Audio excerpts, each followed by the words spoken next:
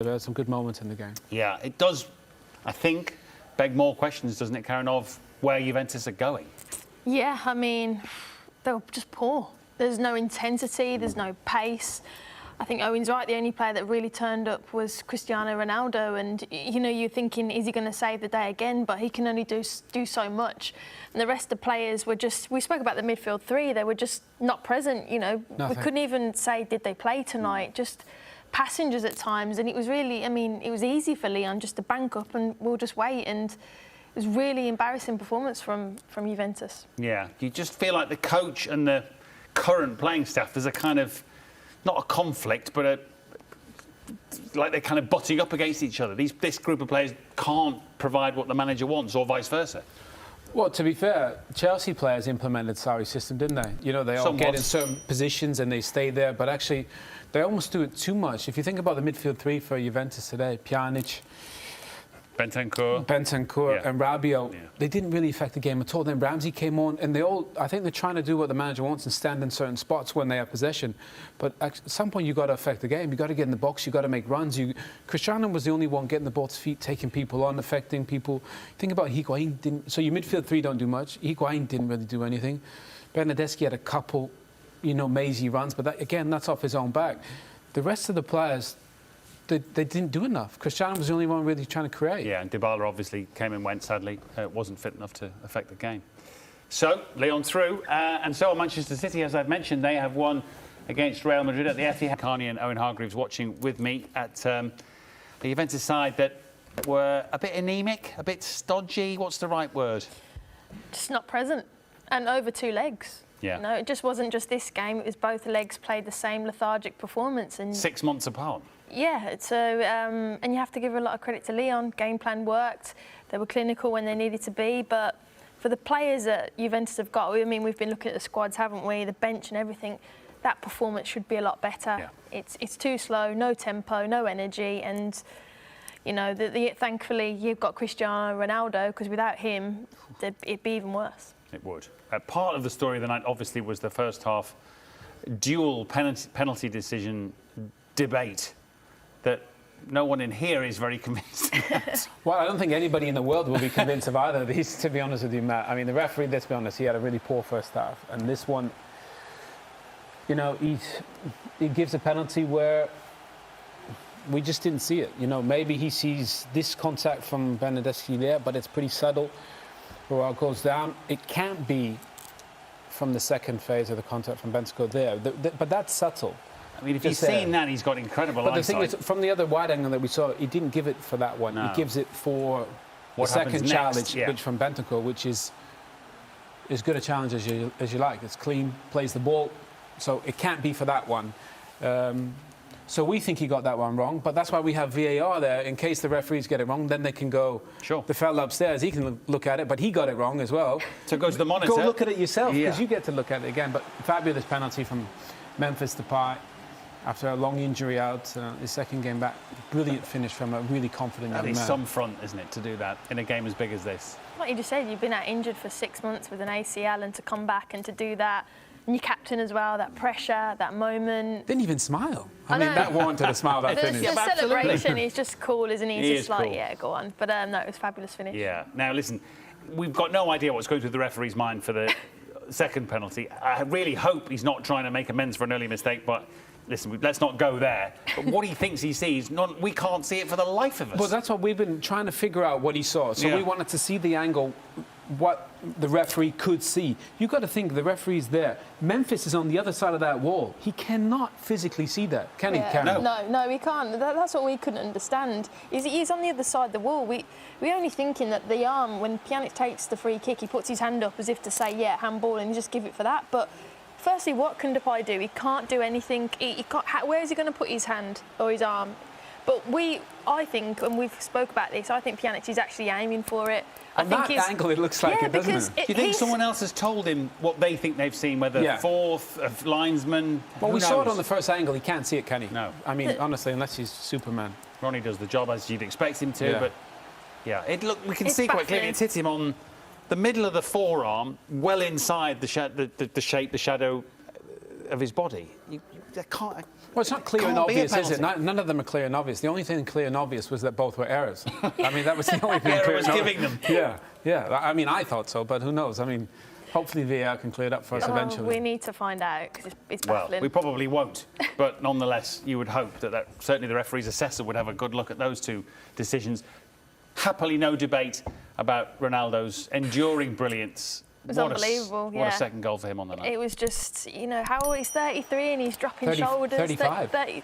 He's, dropping shoulders. He picks it up here and you think, go on, what are you going to do here? And it's just that little jinx there when he drops it, boom. And he's weaker foot as well. The keeper could have done better. I think there's a lot of power on that, but he was the only player tonight, Ronaldo, that went, you know what, I want to get us into the next round. I'm going to try. I didn't see that from any other Juventus player. He was trying to pick it up from deep, he was trying to dribble, trying to get free kicks. The rest of them, they really do need to go and have a look at themselves. Yeah, and we've pulled together what other chances they created second half. They got a little bit of a head of steam up for a period, didn't they? And Ronaldo actually is one of those that maybe spurns a decent chance. That one's Bonucci. Yeah, I mean, to be fair, they were dangerous on set pieces and corners, really dangerous. Again, this is Ronaldo. Look, leaving players for dead, dribbling, running at people. We don't normally see this now. He's normally in the box, but he was the only player, as Karen said, that was really trying. He'll be fuming, by the way, because he's 35. He doesn't have much time left. Yeah. And again, it's another set piece from Dybala.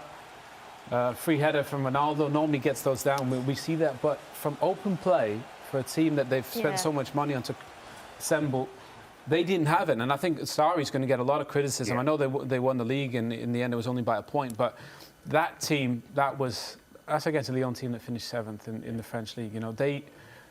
I think the expectation was that they should win a game of this magnitude with the squad that he has. And just as Karen said, the intensity wasn't there. Yeah, I think anyone with a passing knowledge of Italian football will know that there will be some fierce debate in the media, certainly, and no doubt in the corridors of power at Juventus about Maurizio Sarri and that performance.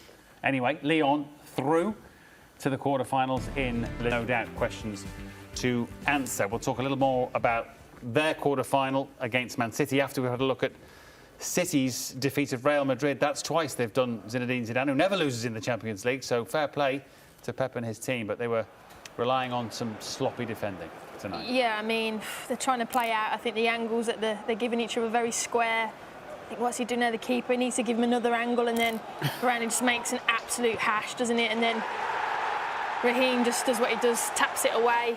But it's just an error there. Yeah. It's been, I think the key thing is how key Ramos is and the leadership and the composure and bringing it all together. So it's no coincidence that without him tonight there's been, real bad defensive errors. Brilliant bit of football, Owen, for 1-1.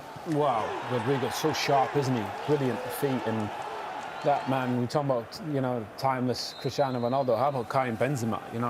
Just continues to produce the goals. Great goal for Real Madrid just when they needed it. But I think City, we were watching the game, they just had too much. And when you're one of the best centre-backs in the world makes mistakes like that, Varane makes another one, Courtois gets caught out of his goal, he's in between two minds. But Jesus, that's what he gives you, different from Sergio Aguero. Sergio Aguero is obviously a better goal scorer, better finisher, but he never stops running, Jesus.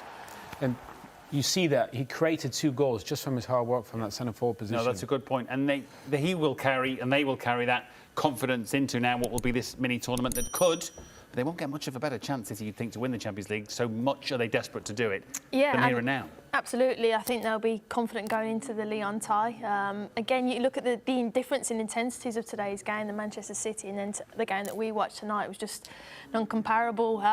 So it's all in Manchester City's hands, I think. They've had the eye on this for a while. I think that even cost them in the FA Cup, that they were just solely focusing on this Champions League. They've just got to go for it. It's the one trophy that they want, and they've got the squad to do it.